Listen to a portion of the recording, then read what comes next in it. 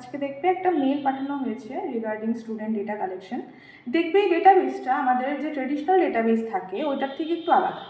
তোমরা যদি ডেটাবেসটা ওপেন করো দেখতে পাবে ক্লাস 9, 10, 11, 12 চারটা ক্লাসেরই এখানে ডেটা চাওয়া হয়েছে। এবার তোমরা বলতে পারো যে কেন এই ডেটা চাওয়া হয়েছে, কেন আমরা এত কিছু ডেটা ফিল আপ করবো। এটার একটাই রিজন, এটা হচ্ছে যে তোমরা দেখতে পেয়েছো যে লাস্ট প্রজেক্ট কয়েকটা রিনিউ হয়েছে, তোমরা দেখেছো। প্রত্যেকবারই তোমরা অনেক কিছু কাজ করো, অনেক হার্ডওয়ার্ক করো, বাট কিছু কাজ হাইলাইটেড হয়, কিছু কাজ হাইলাইটেড হয় না। সো এই বিষয়গুলো যেন আমাদের আরও সামনে আসতে পারে, আরও ভালো করে যেন প্রজেক্টটা আমাদের হাইলাইট হয়, এই কারণেই আমরা এই ডেটাবেসটা তুলব। তোমরা আরও জানো যে আমাদের একটা স্কুলের মধ্যে অনেক টিচাররাই ভোকেশনাল সম্পর্কে অনেক কিছু জানে না, এইচএমরা অনেক কিছু জানে না, ভোকেশনালটার যে কী প্রায়োরিটি বা কী ইম্পর্টেন্স এটা অনেকেই জানে না। সো এই কারণেও আমরা এই ডেটাবেসটা তুলব। তোমরা অলরেডি জানো যে ভোকেশনাল সাবজেক্ট আমাদের 6 সাবজেক্ট। টপ 5 সাবজেক্ট নিয়ে একটা ক্যান্ডিডেট পাস করে। তো টপ 5 সাবজেক্টের মধ্যে ভোকেশনালে যত স্কোর করতে পারে, তোমরা জানো, তোমরা অলরেডি প্র্যাকটিক্যাল ক্লাস করাচ্ছ, থিওরি ক্লাস করাচ্ছ, তোমরা জানো যে ভোকেশনাল সাবজেক্টে কিন্তু স্কোরটা খুব ভালো হয়। বাট এমনও হয় যে আমরা বাকি সাবজেক্টগুলোতে ভালো মার্কস পাওয়াতে আমাদের ভোকেশনাল সাবজেক্টটা হাইলাইটই হয়নি। সেটাকেও যেন আমরা আরও হাইলাইট করতে পারি আমাদের স্টুডেন্টসরাতে, বা তোমরা যে এত কাজ করছো সেটা যেন আরও হাইলাইট হয়, ফিউচারে যেন আরও ভালো কিছু হয় এটা সম্পর্কে। এই কারণে কিন্তু আমাদের কারোর ভার্বাল কথাতে কিন্তু হবে না, তোমার আমার মুখের কথাতে হবে না, এটার জন্য আমাদের সব কিছু একটা ডকুমেন্টেড ফরম্যাটে রাখতে হবে। এবার ডকুমেন্টেড ওয়েতে যদি করতে যাও তাহলে কিন্তু কম্প্যারিজন দেখাতে হবে যে কেন আমরা ম্যাথস সিলেক্ট করলাম না, কেন ফিজিক্স সিলেক্ট করলাম না, কেন আমরা ভোকেশনাল কি ইম্পর্টেন্স দেবো। তোমাদের থেকে কিন্তু আমরা খবর পাই, তোমাদের মধ্যে থেকে এক দুজন আমাদেরকে আপডেট দেয় যে ভোকেশনাল সাবজেক্ট দিয়েই কিন্তু স্টুডেন্টরা পাশ করেছে, অনেক স্টুডেন্টরাই পাশ করে, কিন্তু সেটাও আমাদের কাছে না ভালোভাবে ডকুমেন্টেড ওয়েতে নেই। এটা যদি আমরা একটা ডকুমেন্টেড ওয়েতে রাখতে পারি তাহলে কিন্তু আমরা একটা বিশাল ইম্প্যাক্ট একটা ক্রিয়েট করতে পারবো, অনেক একটা ভালো আউটকাম হবে। কারণ ছোটো ছোটো জিনিস থেকেই কিন্তু বড় জিনিসের শুরু হয়। হয়তো এই ডেটাবেসটা ফিল আপ করার সময় তোমাদের একদিনে 1 ঘন্টা, 2 ঘন্টা, 3 ঘন্টা যেতে পারে, কিন্তু ওভারঅল যে একটা ইম্প্যাক্ট হবে সেটা কিন্তু অনেকটা ভালো হবে। কীভাবে? সো দ্যাট আমরা কাউকে বোঝাতে পারি এটা হচ্ছে আমাদের রেকর্ড, এই স্টুডেন্টটার ভোকেশনাল সাবজেক্ট নেওয়ার আগে এটার মানে এই স্টুডেন্টের কীরকম ছিল রেজাল্ট, ভোকেশনাল সাবজেক্ট নেওয়ার পর এই স্টুডেন্টের কীরকম রেজাল্ট। এটাও হতে পারে ভোকেশনালে ভালো মার্কস পেয়েছে, যেটা আগেই বললাম, কিন্তু 5টা সাবজেক্টে ভালো মার্কস পাওয়ার জন্য ভোকেশনাল সাবজেক্টটা হাইলাইট হয়নি। তোমরা কিন্তু অনেক করাচ্ছ, ক্লাস করাচ্ছ, কাজ করছো, বাট এটা সেভাবে হাইলাইট হচ্ছে না। সেটাকেও যাতে আমরা হাইলাইট করতে পারি।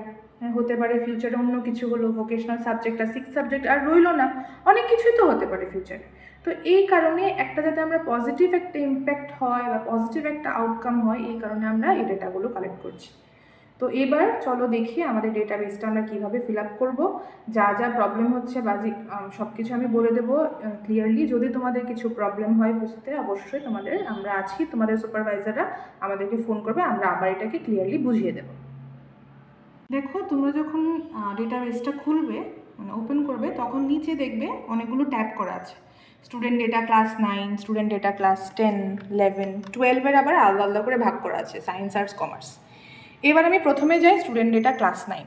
স্টুডেন্ট ডেটা ক্লাস 9-এ একদম ওপরে দেখবে লেখা আছে current class 9 students, previous year class 8 marks. এটা কিন্তু তোমরা একদম ভালো করে শুনে রাখো, বুঝে রাখো যে তোমাদের স্কুলে এখন যে কারেন্ট ক্লাস 9-এ যারা ভোকেশনাল স্টুডেন্টস আছে, এই ভোকেশনাল স্টুডেন্টসের ক্লাস 8-এর মার্কস এখানে ফিল আপ করতে হবে। প্রথমেই দেখবে এখানে সিরিয়াল নাম্বার আছে, নেম অফ স্টুডেন্ট, এগুলো তোমরা অলরেডি স্টুডেন্ট ডেটাবেস সাবমিট করেছো আমাদের কাছে, ওখান থেকে তোমরা অনেক কিছু পেয়ে যাবে। এবার আমি মেইন ফোকাস করতে চাই ডেট অফ বার্থের উপর। এটা কিন্তু তোমরা স্টুডেন্ট ডেটাবেসেও অনেকে এই জিনিসটা মেনটেন করোনি, এটা না করলে কিন্তু অনেকটা প্রবলেম হয়, বিকজ একটা ডেটার কিন্তু ইউনিফর্মিটির খুব ইম্পর্টেন্স। এক একজন এক এক রকম ফরম্যাটে ডেটা দিলে কিন্তু এটা মানে একটা ইউনিফর্ম হয় না। সো ডেটাটা অলরেডি স্যাম্পল এখানে দেওয়া আছে, 10th এপ্রিল, এপ্রিলটা APR আমরা লিখব, আর ইয়ারটা আমরা 2006, এভাবেই যেই স্যাম্পলটা দেওয়া আছে এইভাবেই কাইন্ডলি তোমরা এটা ফিল আপ করবে। অলরেডি তোমাদের কাছে আছে ডেটাবেসে, ওখান থেকে তোমরা নিতে পারো। নেক্সট মেল ফিমেল, এখানে ড্রপডাউন লিস্ট দেওয়া আছে, কাইন্ডলি তোমরা ড্রপডাউন লিস্ট থেকেই সিলেক্ট করবে, কোনোখান থেকে কপি পেস্ট করবে না, এটা আমার রিকোয়েস্ট। একটা জায়গায় যদি তুমি মেল সিলেক্ট করে নাও, এটাকে ড্র্যাগ করে আরামসে তোমরা করতে পারবে, এমন করো না যে তোমরা অন্য একটা ডেটাবেস থেকে এনে এখানে পেস্ট করছো। সিমিলারলি ফাদার্স নেম আছে, ফাদার্স আধার আইডি আছে, মাদার্স নেম, মাদার্স আধার আইডি, এগুলো ফিল আপ করবে। স্টুডেন্টের অ্যাড্রেস ফিল আপ করবে, প্যারেন্টসের কন্ট্যাক্ট নাম্বার ফিল আপ করবে। তারপরে আসছে চাইল্ডের কন্ট্যাক্ট নাম্বার, যেটা অপশনাল, এটা তোমরা দিতেও পারো, না দিলেও কোনো অসুবিধা নেই।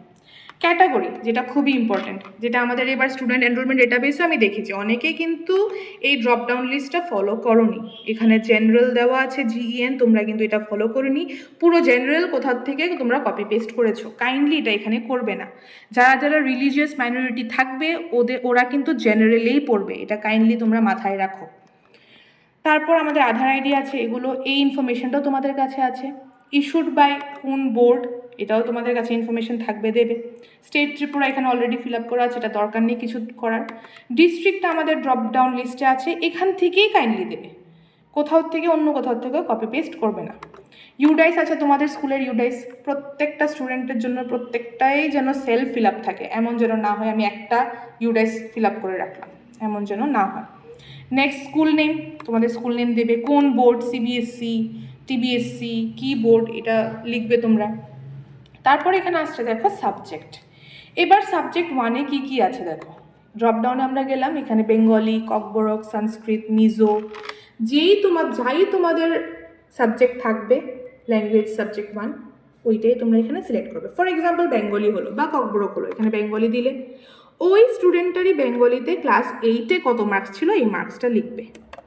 ওকে, নেক্সট এখানে দেখো লেখা আছে subject 2 English, English subject only, তাহলে এখানে ইংলিশ লিখবে। দেখো এখানে ইংলিশ লিখলে তোমরা ইংলিশ লিখে তারপর এখানে ইংলিশের মার্কসটা পুট করবে। এখানে কিন্তু ইংলিশ ছাড়া অন্য কিছু সাবজেক্টের জন্য মার্কস নামও না থাকে, মার্কসও না থাকে, এখানে শুধু ইংলিশের নাম থাকবে, মার্কস থাকবে। সিমিলারলি নেক্সট ম্যাথসের আছে, দেখো ম্যাথসেরও দেখতে পারবে, এখানে শুধু ম্যাথসের নাম বসবে আর এখানে ম্যাথসের মার্কস বসবে। কোন ক্লাসের মার্কস বসবে? ক্লাস 8-এর মার্কস বসবে।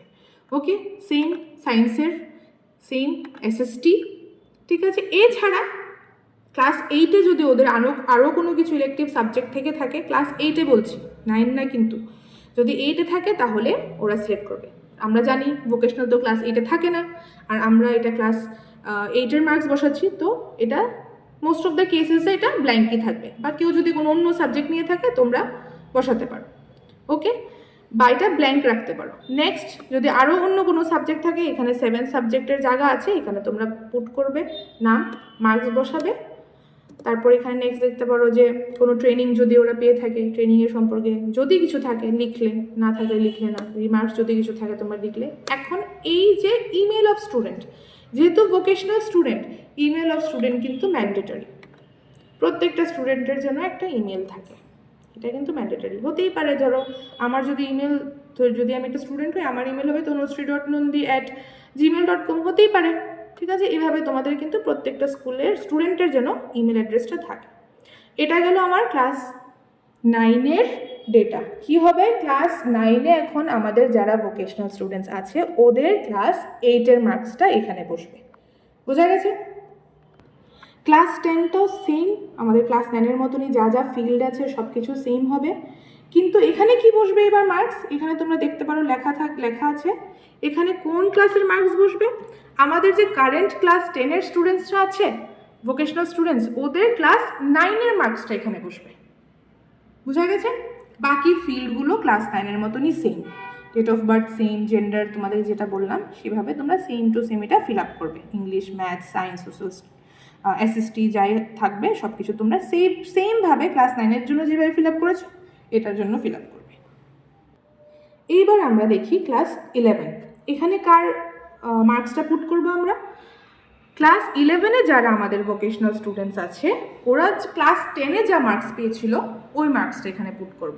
এবার অনেকেরই এটা প্রশ্ন থাকতে পারে যে ম্যাম 11-এ তো আমাদের অন্য স্কুল থেকে অনেক স্টুডেন্ট এসছে, ওরা এসে ভোকেশনাল নিয়েছে, তো যেই স্টুডেন্ট আছে ওই স্টুডেন্ট তো নিজের মার্কসের সম্পর্কে জানে, কত পেয়েছে কী পেয়েছে সে জানে, ওর কাছে মার্কশিটও আছে, ওর কাছ থেকে তোমরা ডেটা কালেক্ট করতেই পারবে মার্কসটা।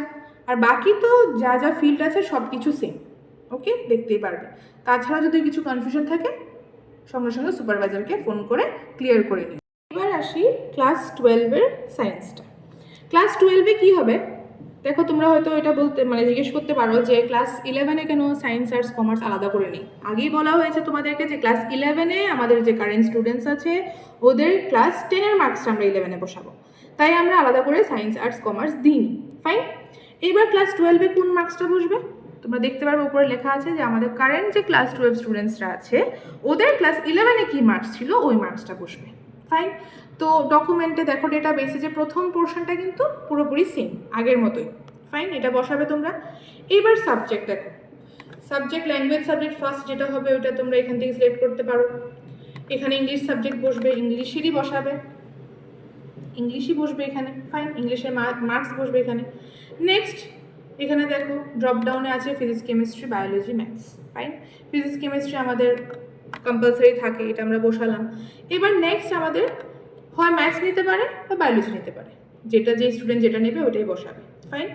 এবার দেখো 12-এর ক্ষেত্রে কিন্তু তোমাদের 6 সাবজেক্ট কিন্তু অবশ্যই ভোকেশনাল সাবজেক্ট হতে হবে, বিকজ আমরা ভোকেশনাল স্টুডেন্টসদেরই ডেটা কালেক্ট করছি। ওকে, তো তোমাদের স্কুলে যেই সেক্টর ওই সেক্টরের অ্যাকর্ডিং তোমরা এখান থেকে সিলেক্ট করবে, সিলেক্ট করে মার্কসটা বসাবে। এছাড়া যদি স্টুডেন্ট অন্য কোনো সাবজেক্ট নিয়ে থাকে তাহলে সাবজেক্ট 7-এর জায়গাতে দেখো লেখা আছে এনি আদার সাবজেক্টে, ওখানে তোমরা বসিয়ে দিলে।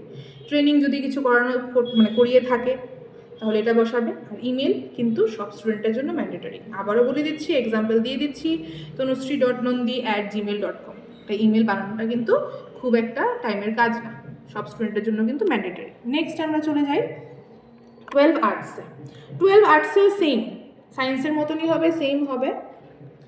তোমাদের ক্লাস 12-এ যে কারেন্ট স্টুডেন্টসরা আছে আর্টসে ওদের ক্লাস 11-এর মার্কস। সাবজেক্ট 1 ল্যাঙ্গুয়েজ 1টা তো তোমরা জানোই, বেঙ্গলি ককবরক যেটা হবে হবে এখান থেকে সিলেক্ট করলে তোমরা। ঠিক আছে, ক্লাস তারপর সাবজেক্ট 2টাতে ইংলিশ আছে, শুধু ইংলিশের মার্কস বসবে।